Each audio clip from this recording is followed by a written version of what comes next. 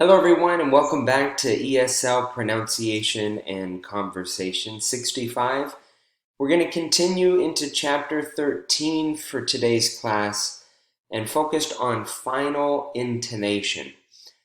Intonation is the change in the tune or pitch of our voice. We have rising intonation and we have falling intonation. The tune or pitch of our voice at the very end rises or falls at the end of a sentence. So we've already looked at how our intonation jumps or rises. We actually looked at this last chapter when we were talking about focus words.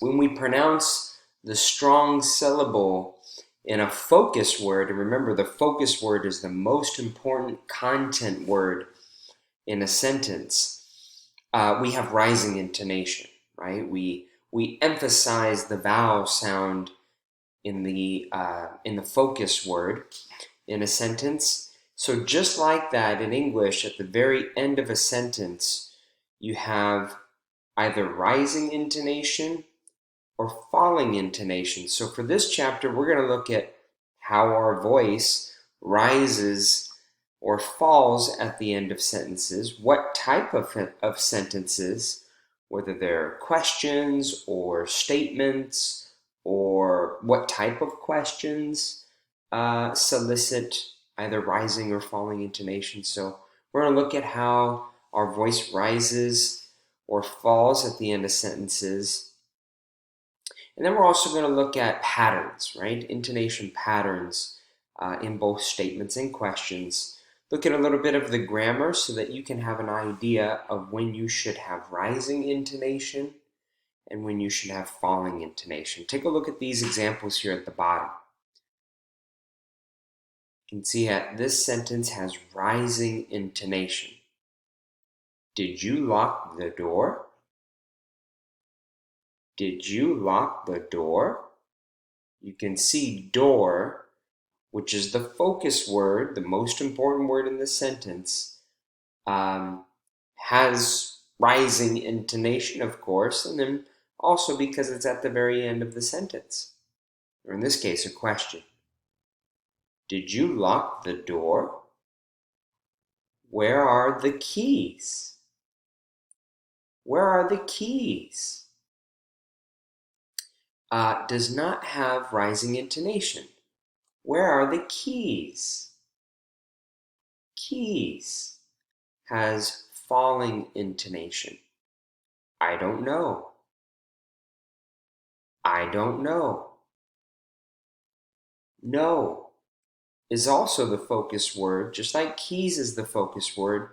But these two, well, this is a question and this is a statement. Both these have falling intonation. Why is that? So we're going to look at these patterns, look at it a little bit more deeply, and see if we can recognize those patterns so that you know when being spoken to, and more in particular when producing the language, you'll know whether to use rising or falling intonation based on those patterns, intonation patterns. So let's do a warm-up together. And imagine that you are looking for a new roommate. Take turn asking questions, asking and answering the questions below,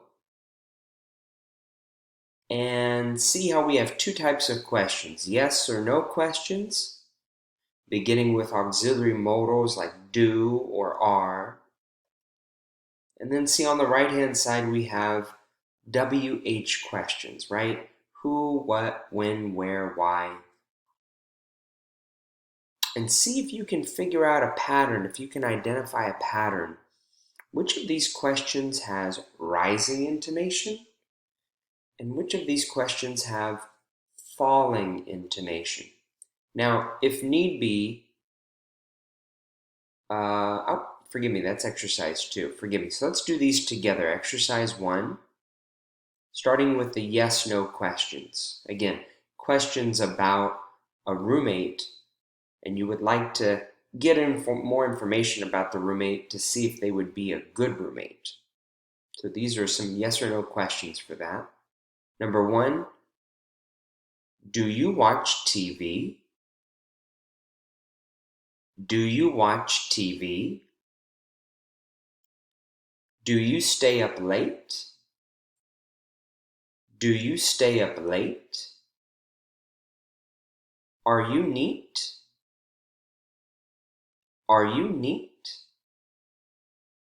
Do you like cats? Do you like cats?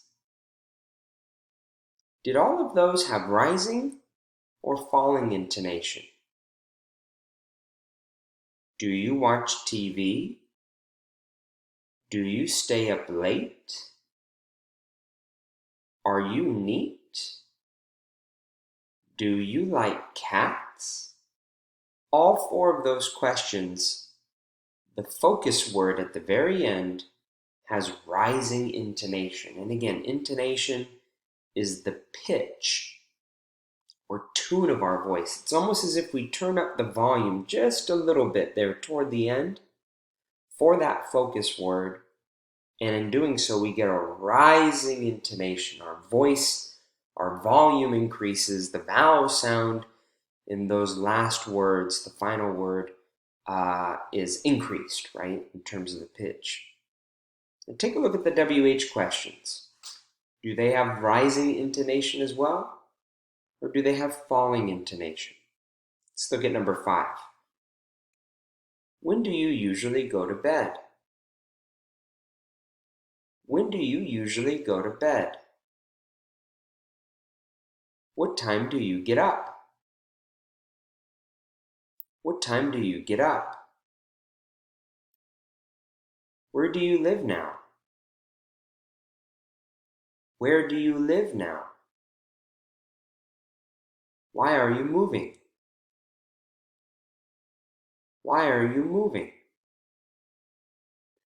So some of these are a little bit tricky, depending upon the vowel sound and how many syllables there are in that last focus word makes it a bit easier to tell. But all of these have falling intonation. When do you usually go to bed? What time do you get up? That arguably is tricky. I could tell if you're a little confused by number 6, but what time do you get up?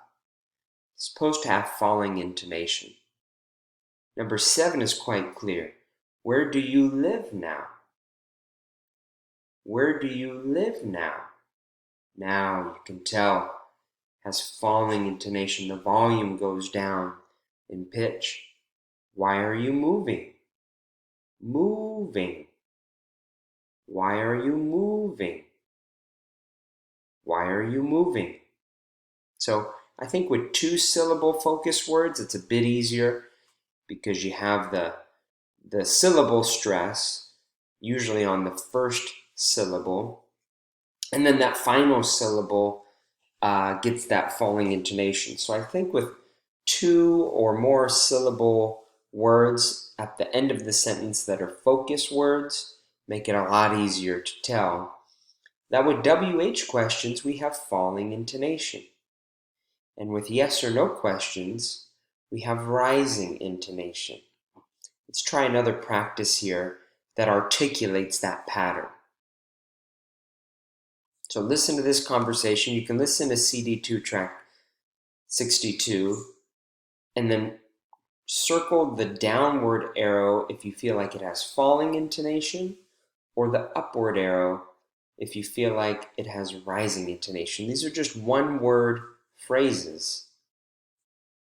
Falling intonation or rising intonation? Cold? No. Tired? Yes. Why? Roommate. Roommate? Yes. Student? Musician. Pianist? Drummer. So you can tell in the form of a question we have rising intonation. However, in the form of a statement, we have falling intonation.